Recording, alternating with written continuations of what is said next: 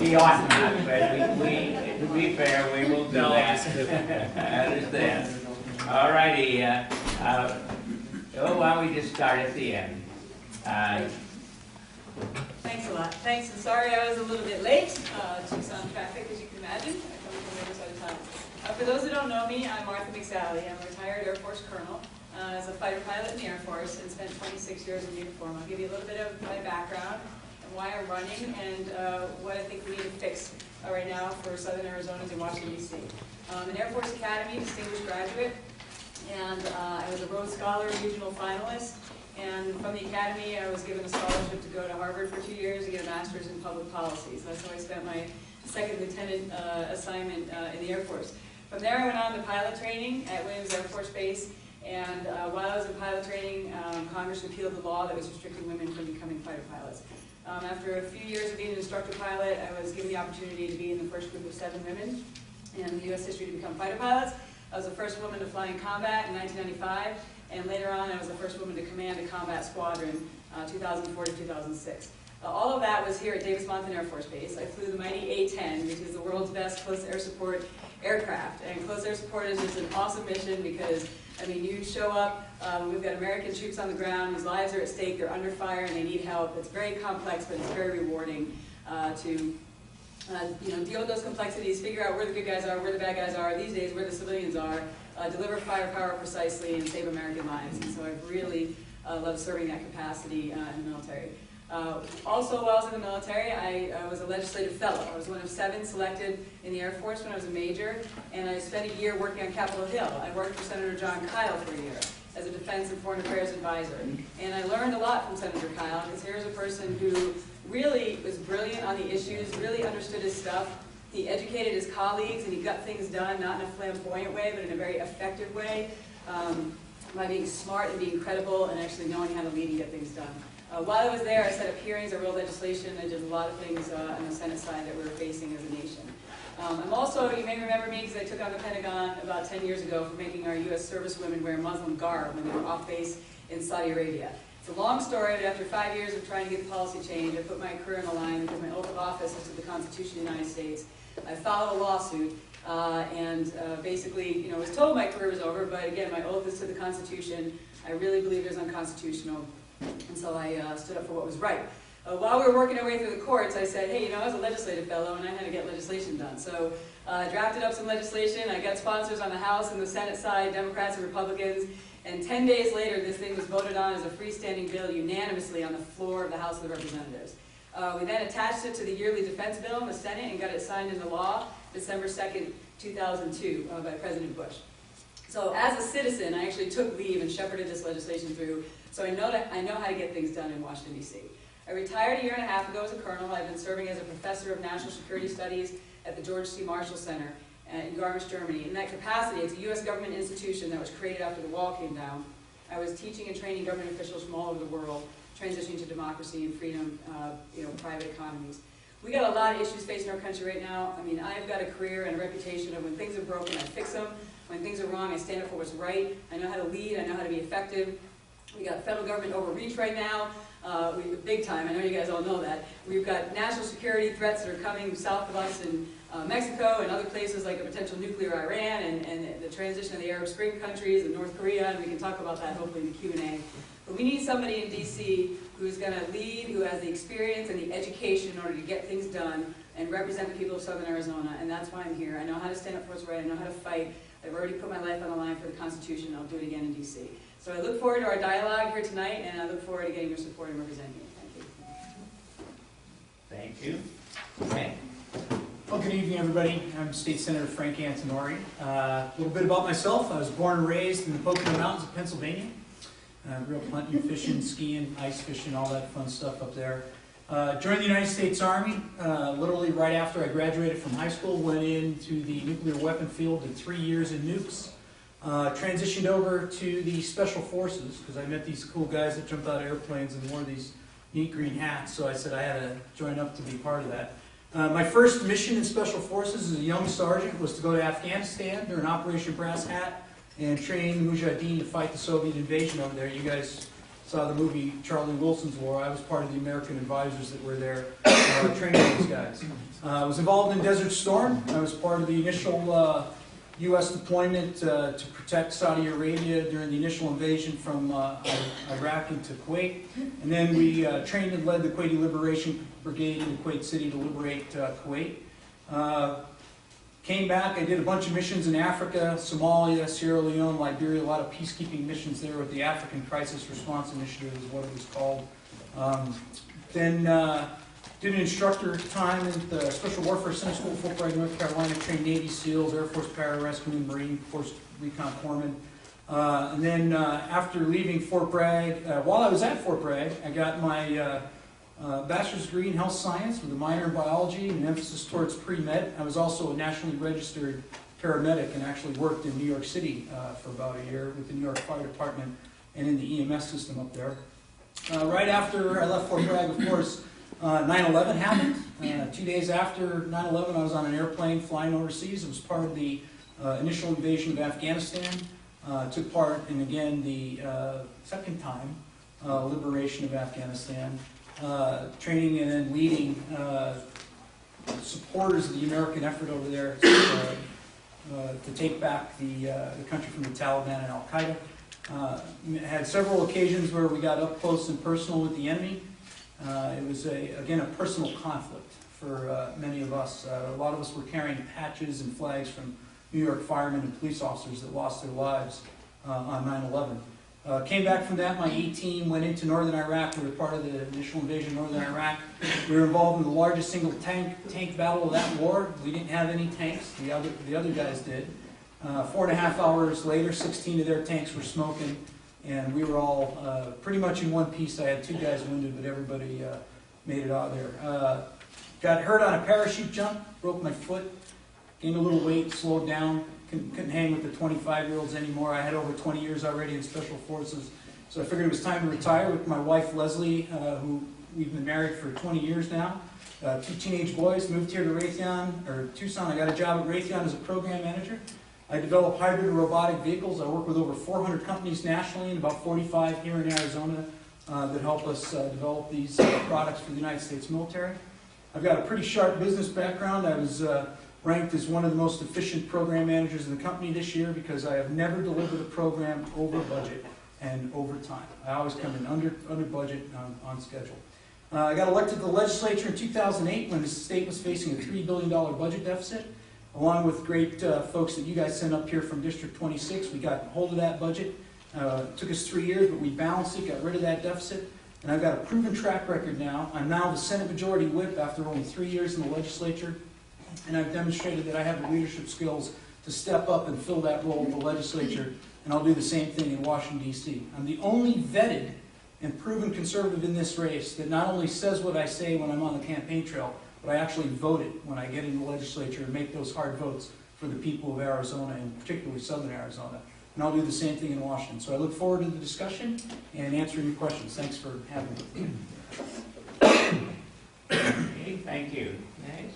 My turn? I'll try not to cough through the whole thing, excuse me. So I am Jesse Kelly, and I'll tell you a quick story. There's this lady, she's out there on this hot air balloon.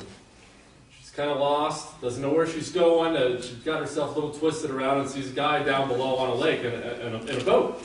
So she lowers the thing down up above him and says, "Sir, can you please help me? I'm supposed to be meeting someone in an hour, and I have no clue where I am. Please help." So he pulls out his GPS, and he's consulting it, and goes over it all, and he said, "Well, that's easy. You're 30 feet above sea level." He gives her latitude, longitude, lays out everything in mathematics exactly where she is. And she's just horrified at this, angry and horrified, and says to him, you obviously are a Republican." And he says, I am. Why do you ask?" And she says, "Well, everything you've told me is technically correct, but I have no clue what to do with your information, and frankly, I'm no better off than I was before I met you." And he's obviously a little taken aback by her tone. And he says, "Well, you must be an Obama liberal." And she says, "I am." "How did you know?" And he says, "Well, you have no idea where you are or where you're going. You've risen to where you are using only hot air. You've made a promise you have no idea how to keep, and you expect me to solve your problem. And you're in the exact same position you were before you met me, yet somehow now it's all my fault. So, I'm Jesse Kelly. I'm running for Congressional District 8 in this special election. I am a United States Marine Corps combat veteran. I led a squad of Marines during the Iraq invasion. I'm a businessman. I manage construction projects for Don Kelly Construction, the family business. We do big commercial infrastructure work, water and sewer line. And I'm a husband and father of 2 sons. And that's why I'm running for Congress, is my 2 sons. Because as John Adams once so famously said, I study war and politics so that my sons can study math and philosophy. My sons will not grow up in a country where the government tells them what kind of health care to buy, what kind of light bulbs to have in their home, where the government takes 50% of their income. They don't have to have that country. That's the beauty of it. They can have something better because we get the government we deserve in this country. We are blessed by God that way to get the government that we vote in. And we did it in November, and we'll do it again not only this June, but this November. We will choose lower taxes. We will choose lower gas prices. We will choose less government in our lives. All the studies that come out now and that are disheartening to us, we're going to do better in those. They just came out with another one. The United States is now 10th in the world in economic freedom. 10th. The land of the free is 10th. We can do a lot better than 10th. We have the highest corporate tax rate in the world. I think the land of the free can do better than that. In fact, I know we can. People ask all the time, how do we do these things? And we'll go over it 1,000,000 times tonight. How do we accomplish this? How do we accomplish that? Win elections. It really comes down to winning elections. Win elections with the right people.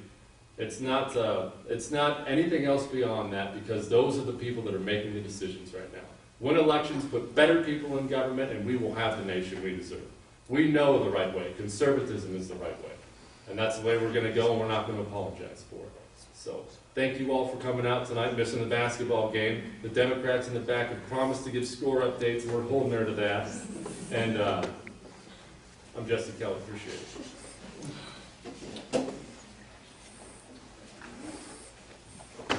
Thanks to the 3 of you, and as mentioned, our 4th candidate is due about 8 o'clock and had a conflict that developed.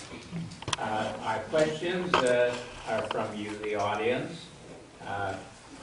Try to avoid multi-part questions if you can, and we will time the candidates so that they don't get excessive with about 3 minutes response. So, who has the first question? Yes, sir. I'll start with Michael. I had the opportunity to ask Frank the same question a couple of days ago. We hear a lot about the deficit in national debt. And what comes home to people, not the 16 trillion or so figure, that's so many zeros, it's incomprehensible. But how much is the national debt, not the deficit, the debt, for each person? And if you had a family of 5, how does it compare to their debt on their home? Yeah, thanks. I haven't done that math myself, but I think I remember it's in about $45,000, $50,000 per person. So again, math in public, family of 5, That's my math. close to $250,000 is what I think that number is. So that's pretty extraordinary. We've had deficit spending over the course of our history. After World War II, we had a spike if you look at kind of the graphs. But the reality is that if you look at the curves, we're now going so deeply in the wrong direction, and that debt is going up, and interest rates are low. Keep that in mind. Right now, interest rates are quite low, so the interest is staying low, and it's less than 5% really of the whole annual spending is towards interest. We are on the trajectory that Greece was on less than 10 years ago. I was teaching this to these countries at the Marshall Center, and you have to take a look at it. That we're at about 74%, our debt is about 74% of our public debt is 74% of our GDP. Our total debt is about 102% of our GDP. But our public debt is 74% because we keep robbing from ourselves, right, from Social Security and those types of things. And when a country gets to where their public debt is about 90% of their GDP, they start to suffocate, literally. Their growth starts to go way down, the interest rates and the confidence start to spiral up, and that's exactly what happened in Greece. And we are on the same trajectory. And again, we used to teach at the Marshall Center, there's 3 ways to deal with this in the short term. One is to increase revenue, which is a bad idea, because that only does it in the short term, and then that actually has a negative impact on growth. The second way is to grow the economy, because if we get the economy growing, then that obviously increases prosperity. The third is to show some fiscal discipline and just cut spending.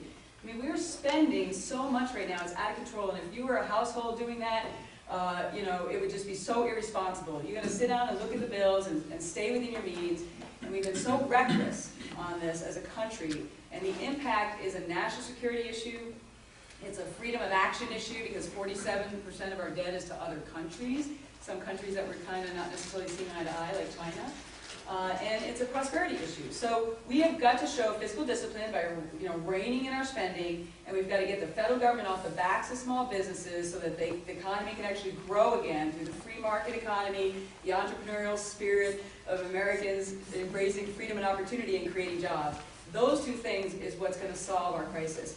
If we don't do anything about this, we are going to be where Greece is. And I'm not trying to be alarmist, but it's very real if you look at the direction we're going in. And we haven't even seen troubled times yet. So we have got to have the discipline and the strength and the moral courage to turn this thing around because it is the future of America is at stake right now. And that's why we need someone who understands it. It's complex. It's not a soundbite. This is complex. We need someone who understands it and has the education and the experience to address it. Are we going to each answer that, or? Yes. Well, yeah, numbers of 50K for every man, woman, or child, even like an 8-month-old baby, owes the government 50K right now, and it's just despicable that we're doing that. It is literally generational theft. We are stealing from future generations, and I think it's shameful. This is the first time in our nation's history where those that currently have the country are going to turn it over to their kids and their grandkids in worse shape than when they inherited it. And that's something that, you know, my grandparents, when they immigrated to this country from Italy, they came here to make life better for their children, and then my dad made sure that my life was better than his. And you're always supposed to give it to the next generation in better shape than when you got it, and it's just unfortunate that this is the route we've gone in. You know, on a smaller scale, we had the same problem here in Arizona. It just takes somebody with the guts to go up there and make those hard decisions. We are facing a $3 billion budget deficit here.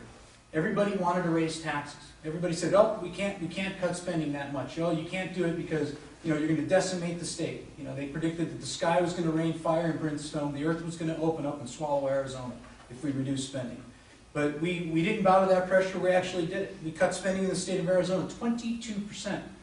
You got Paul Ryan, he proposed the budget last year and he just got one voted out of the House last week. Paul Ryan's budget would take 20 years to reach a balanced budget. 20 years. He's cutting spending about 2%. Okay, now put that in perspective. In Arizona, we cut spending 22%. We were able to balance the budget in about 3 years. When we did that, we reformed the state. We eliminated a bunch of state agencies and departments, a bunch of programs.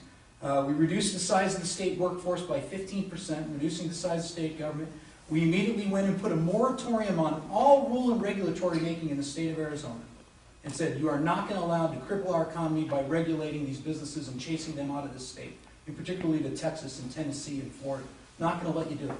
And that turnaround resulted in Arizona going from near dead last in job creation in the country back in 2008 to where this last quarter we were 7th in the country. And as you saw in the paper just this weekend, we created over 30,000 jobs last month in Arizona.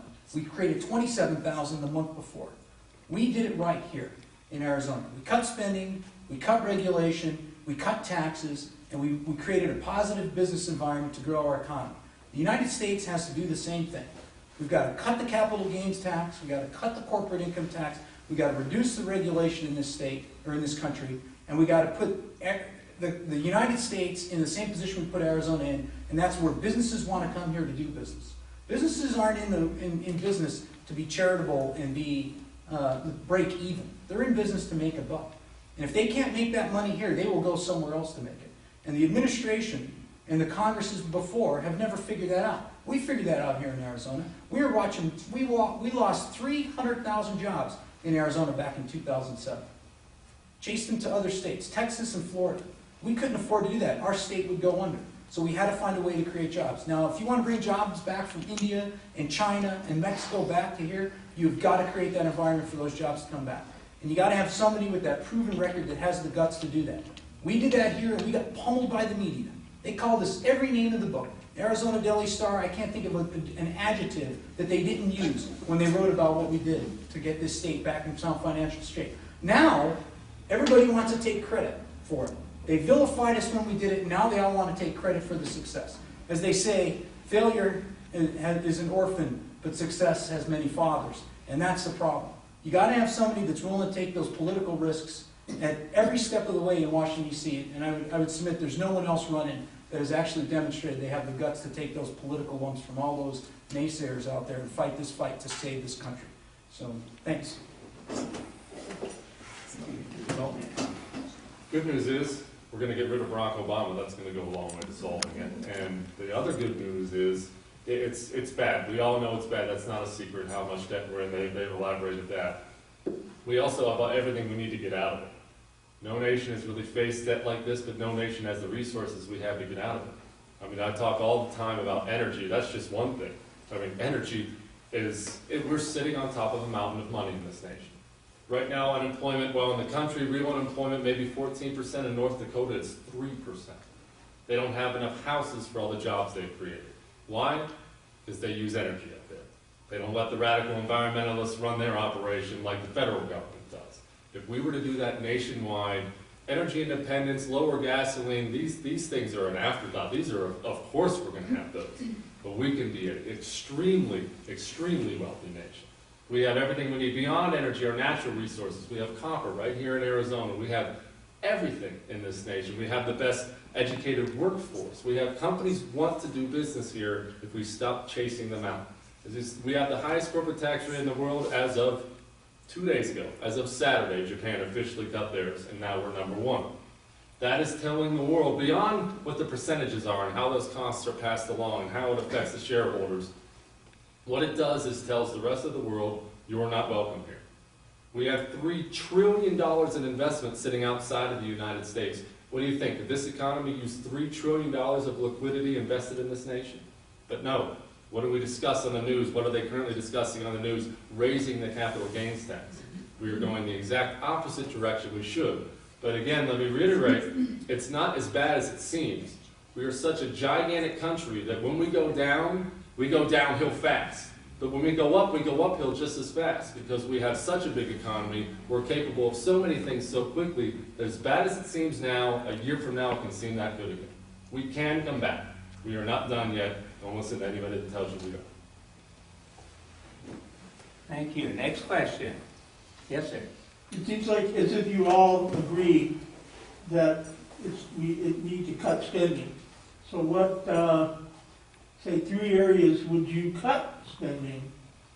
And how would you, depending upon the outcome of the election in November, what is your attitude toward trying to work with the other side in order to actually achieve those cuts?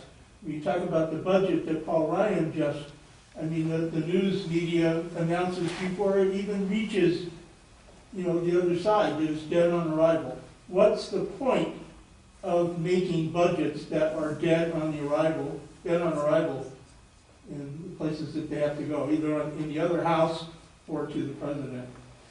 So, let me just kind of back up a little bit. I mean, that's a good point. In Arizona, in 2007 to 2008, those were both bipartisan budgets, voted for by both Republicans and Democrats, and they gave you a $3 billion budget deficit. When you got a conservative legislature that put a stop on the spending, and we went to the Democrats and asked them to work with us, they wouldn't suggest 1 penny of cuts. All they wanted to do was raise taxes, and they refused to work with us. And the media painted us as the guys that didn't want to work with the Democrats. So you cannot fall into the trap that it's always this unwillingness to work across the aisle. It's always the one side that they keep saying. They always want us to go to their side. They never ever say, come to our side. Sometimes you got to win elections. Sometimes you got to do it. And sometimes the right answer may be a partisan answer. In this situation, I could tell you right now, and we talked about it when we were on KUAT a couple weeks ago, they talked about the Bowles-Simpson plan. The Bowles-Simpson plan got 38 votes out of 435. It was a waste of time and effort. It was a Republican and a Democrat deficit reduction plan, and it was garbage. Because there was enough garbage in there that the Republicans wouldn't vote for it, and enough that the Democrats wouldn't vote for it. Sometimes you got to stand your ground and stand your principle to do what's right.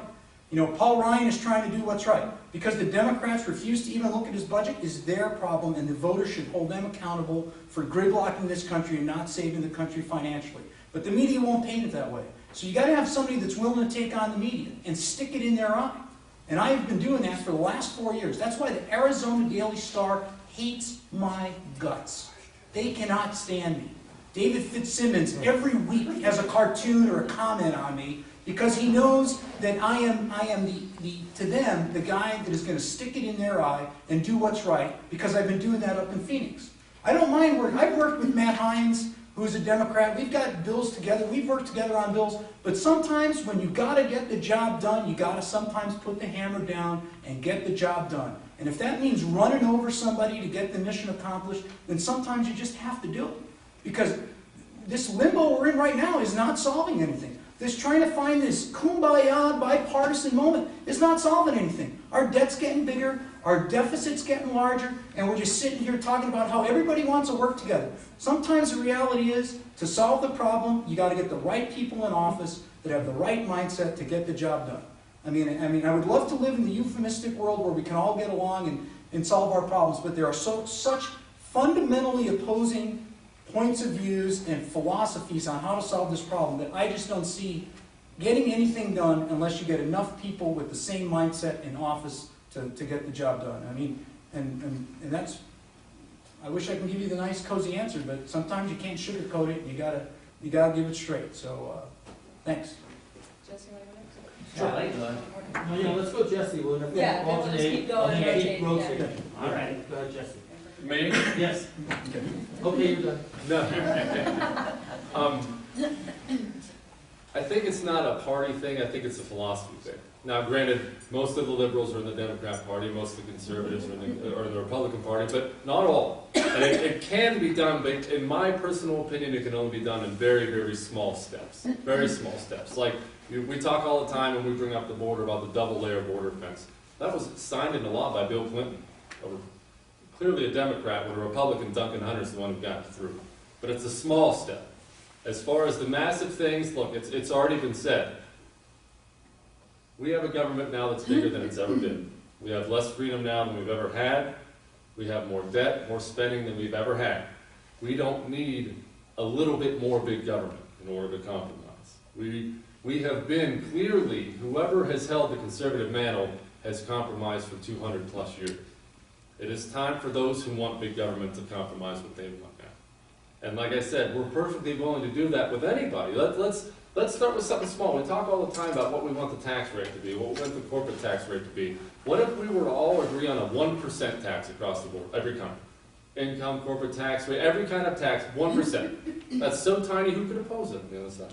That's a small thing. It would probably be the largest tax cut monetarily in American history. We can start with things like that if we're interested in doing those things. But as it's been said, you got to win enough elections to do those things. I'm not going to sit here and pretend that Nancy Pelosi and I are going to spend a lot of time working together. The truth of the matter is, what I believe is that what she wants is wrong, and I believe what we want in this room is right. And so that's how we're going to work. If Barney Frank ever wants to join together and have a 1% tax cut, sign me up. Be happy to do so. Well, I wouldn't say be happy, but would do so. So, other than that, thanks. I think we're at a very pivotal point in our country where Americans are waking up about how serious this debt crisis is. I don't know about you guys. I mean, are you feeling it like you've never felt it before? Like there's a concern, not for you and the next generation, your grandkids, and so this is important for what's going to happen in the fall, because hopefully people are going to be voting on that and voting the right people into office who are willing to do the right thing in order to address this seriously and pragmatically. You asked what things would we cut, Yes. which wasn't answered, but we have to look at the whole pie chart of how we're spending money, and I think every dollar needs to be looked at from a very pragmatic point of view. So as we look at that pie chart, I mean, there's discretionary spending that clearly needs to be reined back in. I mean, there's non-defense agencies like EPA have increased their spending by over 30% in the last 3 years. We've got over 150,000 new federal workers, while we've got millions of people out of jobs in the private economy. So in the non-defense discretionary spending, that's the easy part, right? If the federal government's not responsible to be doing it, then it shouldn't be paid for by the federal government, and that's the easy part, I think, to cut back. So that all needs to be addressed. Then we look at our defense pot of the pie. We've doubled our defense spending in the last 10 years. Obviously, I'm very strong pro-defense. I think the one primary role of the federal government is to protect freedom and defend America, obviously. So we have to make sure that we're ready to defend the types of threats that are going to be out there in our future, which includes things usually that we don't see coming. All the conflicts that we have been in the last 30 years are ones that we did not see coming. So what could be coming around the corner with a potential nuclear state sponsor of terror in Iran? We need good intelligence. We have to address the cyber threat. We need the capability to reach out and touch anywhere in the world with air and naval power, special operations forces. So we have to make sure we have a good, strong defense. But coming from being a retired colonel, I'll tell you, there's still efficiencies we can get out of the Defense Department. We've been talking about it in other debates. There's no incentive to save money in the Defense Department because of the way we budget. If you are efficient, even as a squadron commander, if I was efficient with my spending for the year, in September there's this windfall that you need to spend it in September because otherwise you're going to lose it for the next year. So we're often in the federal government, even in the Department of Defense, we're buying all sorts of stuff that we don't need. I've seen warehouses filled with computers that never actually got plugged in because we couldn't afford the people or the networks to make them happen. So there's still efficiencies that can be gleaned out of the Defense Department for sure. And then we got to look at the rest of the pie. We've got to be able to protect and secure Medicare and Social Security for the future generations. We have to keep the promises to our seniors and those that are at retirement and approaching retirement. But if we do nothing else, that portion of the pie chart, which is like 45%, is going to Pac-Man the rest of it out, right, in the next 20 years or so, where it's just going to be an overwhelming expense that we just cannot pay. We're going to be paying the same amount of taxes just to pay for those programs and not even being able to pay, the interest and for national defense. So we've got to make some steps in order to protect and preserve those programs, and there's some good ideas out there that I think need to be considered to do that. So we just need to be smart about every single dollar in order to rein spending back in order to show some discipline and protect and preserve those programs for our seniors for the future. That's the way to do it. As far as how to get that done, I agree that philosophically there's going to be some disagreements with what's going on right now. I mean, philosophically, although I'm very pragmatic and I'm not divisive, I am not going to agree that a way to solve this problem right now is to raise any tax. It's just not the way to do it, and that's a red line, and it's just not going to happen. And so there's some things that you do have to stand your ground and say, you send one more dollar to the government, and the government just sucks it into a black hole, and will spend it. You give more money to the government's going to spend it. They're not going to bring the debt down, they're just going to spend it. So that is a red line to me on this particular problem. We've got to pragmatically work together because there is, I think even Democrats are aware that this debt is a future prosperity and national security issue for America. So how do we get growth going again? How do we cut spending and solve this thing with these two parts instead of that other part, which is raising taxes? That's just off the table. It takes somebody who understands these issues, the complexity, has the experience of getting things done on the Hill, has the leadership and the education in order to address these things, and that's what I bring to the table. So, thanks. Thank you, Sally. We'll stop this. We've completed this particular question. So David Sitton's going to come forward and give his 3 minutes, and then you'll be thinking there and be ready for a question when you finish. I missed you guys. It's okay. I haven't seen a few hours. I know. Thank you so much. I'm Dave Sitton. I apologize for my tardy arrival tonight. It was planned. I was the good fortune of spending some time with some people with whom these three would be very familiar with in the military community tonight, so it was a very good time. My name is Dave Sitton. I came here from Southern California to play baseball a long time ago for a guy named Jerry Kindle. Blew out my shoulders. Marines told me no. Ended up playing rugby overseas, and I launched a three-way career in this town for the last 38 years, believe it or not. I've been in private enterprise since I was 8 years old. Had my first job right out of the University of Arizona in 1978 here. I've been working in small business ever since then, during the day. During the afternoons, I've been for 34 years the head rugby coach at the University of Arizona. We've played everywhere from Edinburgh, Scotland to Christchurch, New Zealand, about 1,100 young men I've had an opportunity to coach over those years, and on the national team level. And last but not least, I've had a 33-year broadcast career in this community in sports and also internationally for NBC Sports and for ESPN. So I'm grateful for all these opportunities that I've had. I've been part of this community for a while now, and I decided that at this point in time, it's time for me to I really try to fulfill what was intended by the founding fathers, and that is to have citizen legislators. And I do not believe that career politicians have done very much good for the United States most recently. So at 57 years old, and with 38 years in the community, I decided it's time for me to give back just a bit. I have three major issues that you've helped me, you and our neighbors have helped me decide, are the three big ones on which we will base much of the campaign, but not all of it. The first one, of course, is the economy. The second is the border. And third is something that right now is being adjudicated in the Supreme Court, and that is Obamacare. The immediate repeal if we don't get enough out of the Supreme Court in replacement of it. I'll work my way backwards. I think the Republican Party is a wonderful opportunity right now to really capture the imagination of America. Not just say, we need to get rid of Obamacare, but let's replace it with something better, something from the free market principles that we all know built this country. So that's one of the things that we want to do with Obamacare. We put out a 10-point plan on things that we think are positive, that would do well to recognize the fact that the greatest healthcare system in the history of mankind was created by the free enterprise system. Let's try that again. Second issue is the porous border. One of the things we've done in our campaign is made it very clear to people that there's a porous border which provides us security issues to the United States. The other is that it is that there is an immigration problem that needs to be segregated and fixed. And I believe that we're all going to be in agreement that the free enterprise system will work if allowed to flourish. My name is Dave Sitton, davesitton.com. I will sit down and enjoy the panel. Thank you. Can we get a score check on the game, please? It's not good. Yeah, it's not good. At halftime, it was 27-41. Yeah, Kentucky. 27-41 Kentucky. All right, we have a question from the audience. Yes, sir. I would like to pose the same question that the other three candidates answered to Dave as well, so that we got all of the views. All right. Yes, sir. Rephrasing the question, what is each person's in this country, each citizen's portion of the national debt, not the national deficit, but the national debt? I want to say it's up to about somewhere around $50,000, I believe, is where we are now. That's the consensus.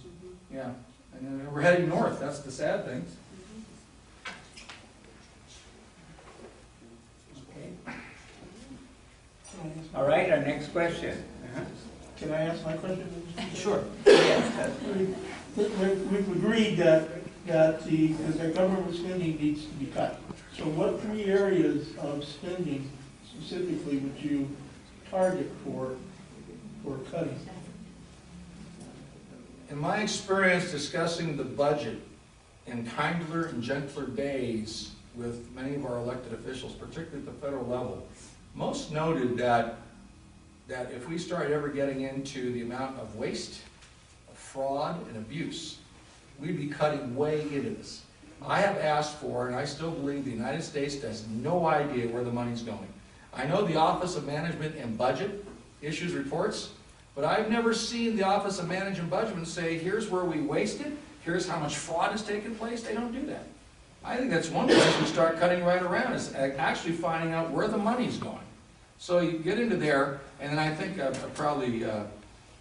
wouldn't be too difficult to understand that what we've done with virtually every federal agency is to bloat it, overspend on it, and start taking a look at across the board where services are actually delivered to Americans and where the money's just going off to waste. Again, it's almost, I will give a couple of examples right off the top. There's no evidence since the Department of Education became a major player in the late 70s that any one student, any one of your grandchildren, any one of your children has ever benefited by anything the Department of Education has done. So I would start looking at agencies, and you may not be able to cut them overnight, but we certainly could cut them down to size. And the one thing I would do is immediately, we are Washington, I would expect any one of us would do this, is get rid of sequestration, because the hit coming to the military is just unsustainable and it's wrong, so. All righty, yes, ma'am. Now, I have a question. What is your position on the Department of Consumer Affairs? I'm curious to see what you all think about it. My second part is... Well, It's actually. we're gonna keep our rotation going, so Yeah, so Dave can answer your question there, and then we'll go on rotation. Did I Do you make it think too we loud? need Did a you catch Department the of question, Consumer Dave? Affairs? No. And I why? think, why? I think the whole idea was to have a free market, and at the end of the day, not everything is about caveat emptor, but there's certain wisdom in that. People should be able to ascertain what's a good purchase for them and what's not. If people cheat in the system, we've already got plenty of other laws. I'm just not sure we cookie cutter additional agencies so that we have somebody in Washington, D.C. who can put out an annual report about consumer affairs. Well, the second part of my question is, do you think we're doing enough to regulate Wall Street and banks and corporations that pay no tax? Well, I mean, that's the other side of deregulating. yeah. Well, it's interesting, as history will write, and of all places, I will not forget, and perhaps many of you won't forget when I remind you, there was the New York Times, of all places, wrote the editorial when Barney Frank suggested that the regulations on mortgages be removed. It was the New York Times, of all people, who said this is not going to work.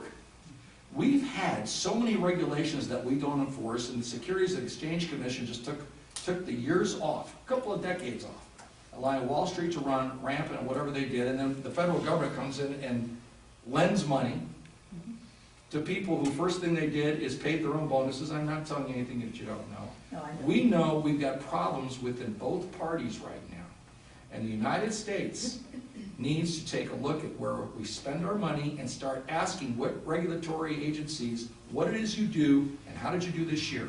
Because I'm not sure there's any oversight by either party right now. Well, Yeah, go ahead, you wanna? well, I could continue. Okay. I have a bone to pick with the FDA. I don't think they're properly staffed. I think most of them get their funding from studies that they do for pharmaceutical companies. I mean, all you have to do is watch C-SPAN and listen to any of the hearings. So, I mean, what's the balance? I'm sorry, you said the FDA? Yeah.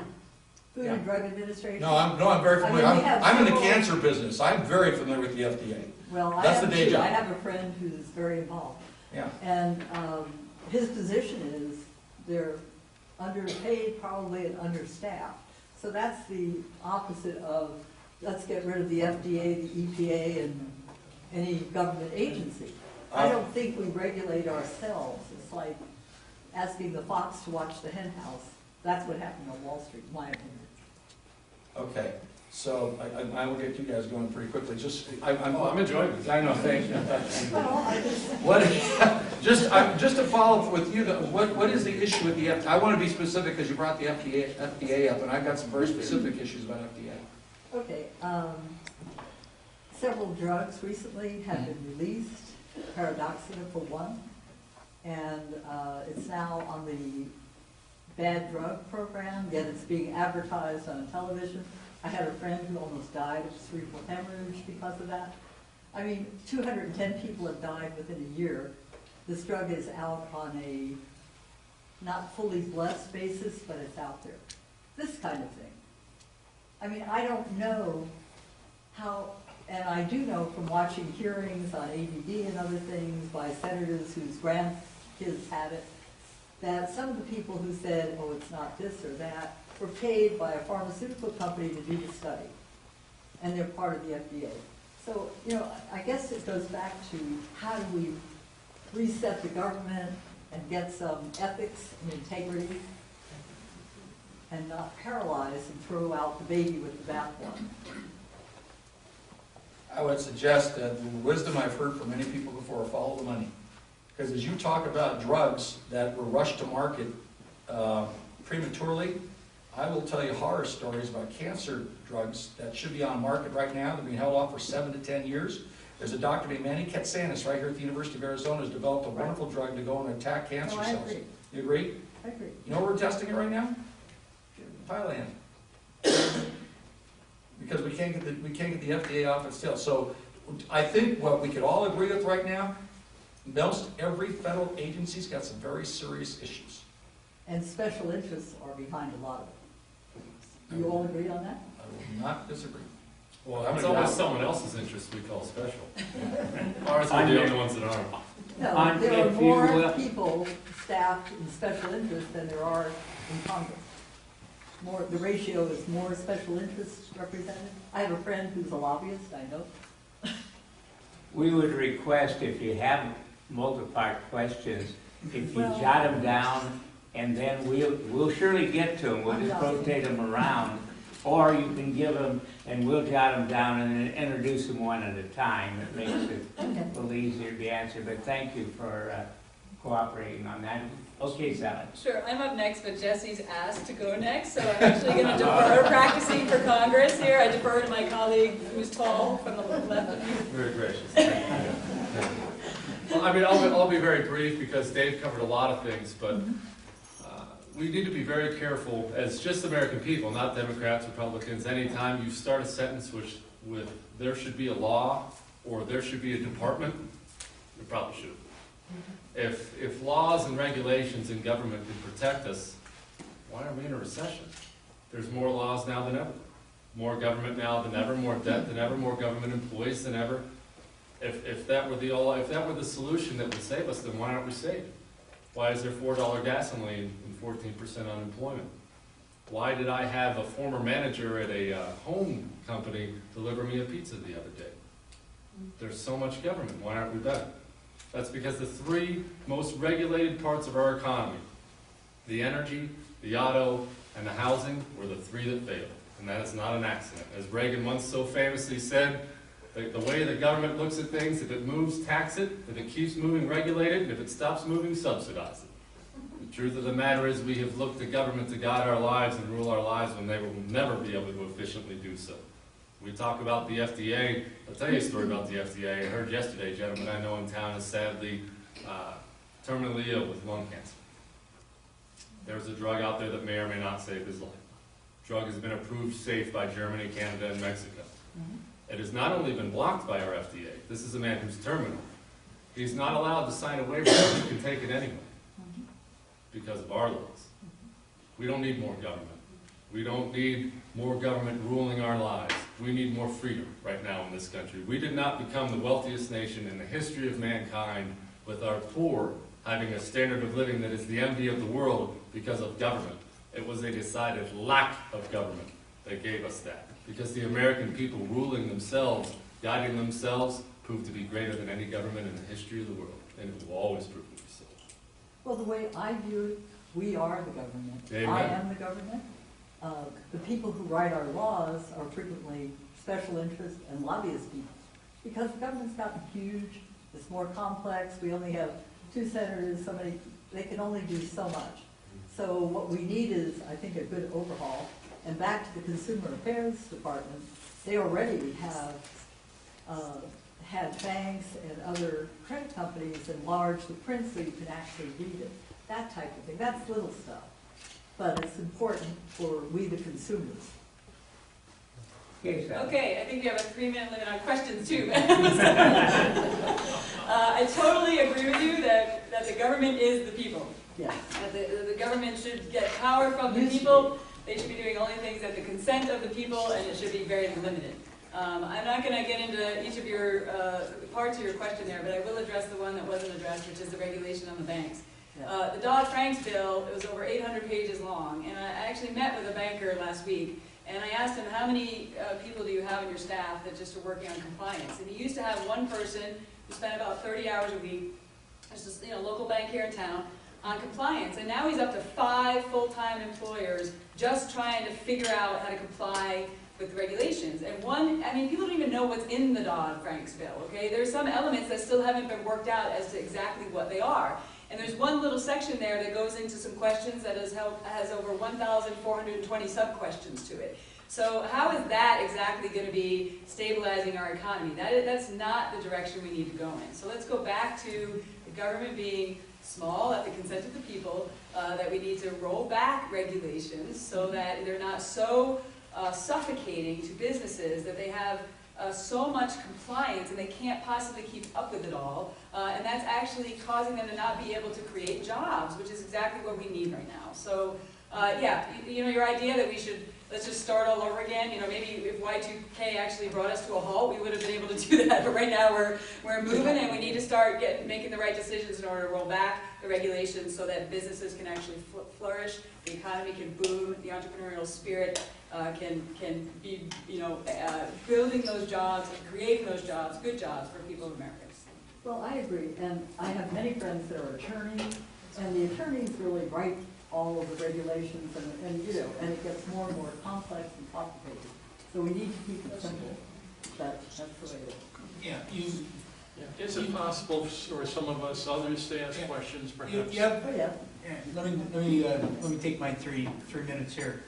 You have a phenomenon that's been created over the last 20 years in this country that has basically said the free market works only if the government lets it work, and if it doesn't work, then the government has to somehow protect that free market through bailouts and changing legislation and laws to protect companies and all this other garbage that's gone on over the last couple of years. The reason it's a mess is because the government sticks its nose in it. So with regard to the banks and Wall Street and all those guys, if you don't bail them out, and they are held accountable, and they fail, and they go out of business, and they do things corrupt, and they do things, they will not exist long in the free market. They would have gone off, these guys that are too big to fail, Lehman Brothers, all those guys, Merrill Lynch, you know, we screwed up when we let the federal government bail them out. GM, there was no reason to bail out GM. GM would have gone into bankruptcy, they would have restructured their company, they would have slimmed it down, they would have renegotiated the contracts with the unions, probably to the betterment of the shareholders, and become a more efficient company and got back to producing cars the good old-fashioned way. Same thing with the banks. Let them go out of business. Let them go out of business. And then smaller banks that are more reputable, more honest with their customers would have filled that void and taken them up. And then if there was fraud or corruption where they deceived people, then you prosecute them.